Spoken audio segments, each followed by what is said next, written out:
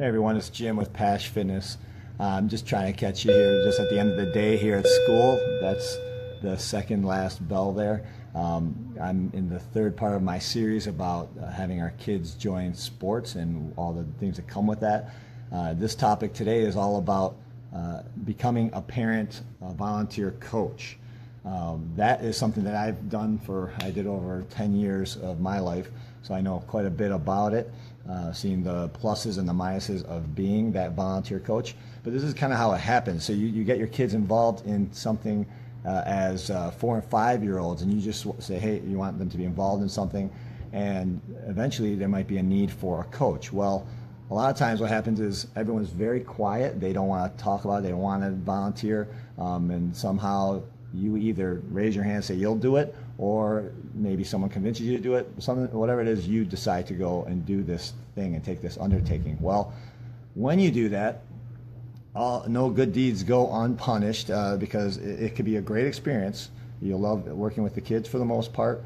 There's things that I would recommend that you try to do throughout the process. Once you've decided to volunteer, you feel comfortable making the decisions. So you may not know the sport, you may not know all the ins and outs, but you are the one that volunteered. You're the one who's taking the time to go to the practices, plan the practices. So go there, you make the decisions, and go with it. And the worst thing that can happen is you can fail maybe. The kids maybe don't learn it so well, but then you restructure and you try again.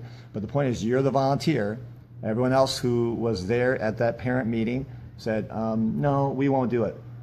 The problem is, after you make those decisions, and the reason why I start with that is that you will get criticism as a parent volunteer coach, even though you've taken your time after a full day of work or being at home or whatever else you do outside for your life responsibilities. You're now the coach. And so you're saying, okay, I'm going to do the best I can, but you're going to then get criticism from the other parents, believe it or not. And some of you who are friends of mine have already been through this parenting aspect, and you've seen the parents who all of a sudden on the sideline, they know better than you, and they're coaching the players differently than you have attempted to teach them. And now the kids are not listening to you, and it's just a mess. So be prepared for that. This is my big advice. Be prepared that you're not going to have everyone on board, but also be prepared to back up the fact that you made the decision, and you're the one who has done the extra work and volunteered your time to provide this opportunity for the kids to have the most fun of the experience that you think possible. So at the end of the day, the fact that you chose to do that and take on the responsibility, to me, is enough. I don't care if the other parent who's sitting on the sideline has a college education with coaching in it, but is not the coach. It doesn't matter. Your opinion is more important, because one of the best comebacks I've ever tried on a parent is this. If you have a lot to offer, I really respect that. We have room for more volunteers. I need an assistant, or you can be the head coach. I'll assist you, or you can take my place and I'll be a parent and I'll just watch my kids for once. I've tried that, and that usually zips some of that criticism. But it's not all bad, so I don't want to just paint the picture of it's all bad. But be prepared for that possibility that you're going to get some grief from people that know better than you. Also, I'd say don't be afraid to do some research. There's a lot of online research places where you can go and you can find some online materials. They usually have good diagrams if you're doing like a sport like soccer that I'm very familiar with. They tell you exactly what to do. And there's lots of fun, simple, more complicated. They range all depending on what you're dealing with as a coach. So you may be dealing with 4-year-olds who can barely walk straight, or you may be with U15s. But either way, you're a volunteer. But if it's a U15, you may have to get a little bit more fancy. But at the end of the day, like I said, it doesn't matter if you're wrong or right. You're the one who's decided and given and committed to those kids. So for those parents who have not voiced it to you, thank you. You're appreciated. The kids that maybe don't even verbalize it to you today, if you did a good job and you taught them how to just love that sport, whatever that thing is that you're teaching or coaching, at the end of the day, I always feel comfortable when I say to myself, well, that person, that boy who I had way back when, who may not have been very good at that sport, but today as a 18, 19-year-old is still playing because he loves or she loves that sport, I feel like I've done my job.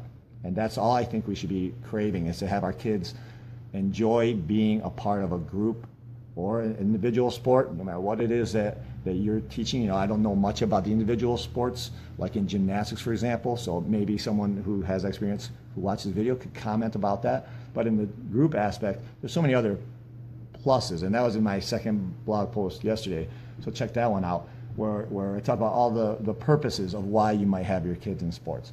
But as a coach, the other thing I would say at the practices, even if you're not the most experienced in that sport, is keep them engaged in the practice sessions. Just make it fun.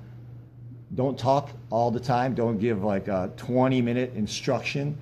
Try and keep it very simple. Break the big task down into much smaller pieces. So if it's about how do we shoot on goal, let's start with how do we pass the ball from point A to point B in a straight line. so make it more feasible, more doable. Break it down, keep it simple. Do it, have them go do. Come back, have a quick, oh, well, let's try changing this, adjustment, bam, and then go do it again. Keep them moving.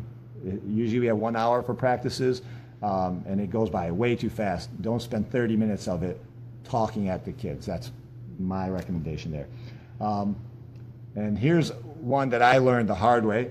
When it's game time, so you've done your practices, you've given them all this your amazing dissertation on this sport and all the beauty of it and how you're gonna, how it's gotta look. When the game comes, I say, grab a chair.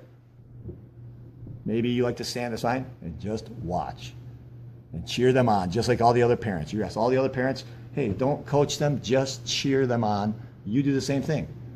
Make an adjustment. You want to make a substitute. You tell the substitute, hey, let's try this. When the other player comes off, that's where your teachable moment is. You talk to them and you say, hey, I love what you tried there. It was great vision. Let's try this next time if you're going to be constructive. Or just say, great job. Sometimes it's that simple. A child will be all there when they just feel like because they're trying to please us, right? The younger they are, especially, they're really just trying to please us. But I would argue that even 17-year-olds will be, they're always looking in the crowd too. Where's my dad or where's my mom, whether they admit it or not. So at the end of the day, if you're the volunteer coach, do the best you can. There's lots of resources available for you. Don't take junk from other parents, especially the ones that did not make the commitment that you did. Be confident in yourself, and then, like I said before, the bigger thing to me, instead of the result, the winning or the losing, is praise the effort. That's all I would focus on. Did they implement or attempt to implement the things that you instructed them on? If they did, you should feel like you've done an excellent job. No matter what anybody else tells you, you should pat yourself on the back. And one day, trust me, because I've seen some of my players way later when I was like, why did I do that? I hated that experience. I had so many parents, all the negatives that came with it. I then see kids, like I've already described, where it wasn't even their sport at that time. If we just pigeonholed them and said, hey, you're not good at this, you really should give this up, they would have. But I've got those kids who now have played varsity sports of that, have played in the varsity soccer arena. And when I look back when they were 5 and 6, everyone's like, oh, the parents on the sideline would say things that were so horrible. And, they shouldn't be playing it. Don't tolerate it.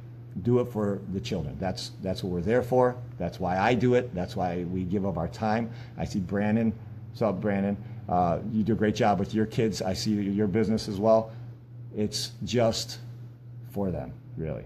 We're just there to facilitate and make it safe and let them have some fun. So I hope this was helpful and informative to everyone watching. If you have any questions or comments, please add them, just so people can kind of get another opinion, for example. All right? So have a great day. Remember, at Pash Fitness, my philosophy is building you first, and that includes our students. So there goes the lights. The timer means I got to go. So have a great day. Take care.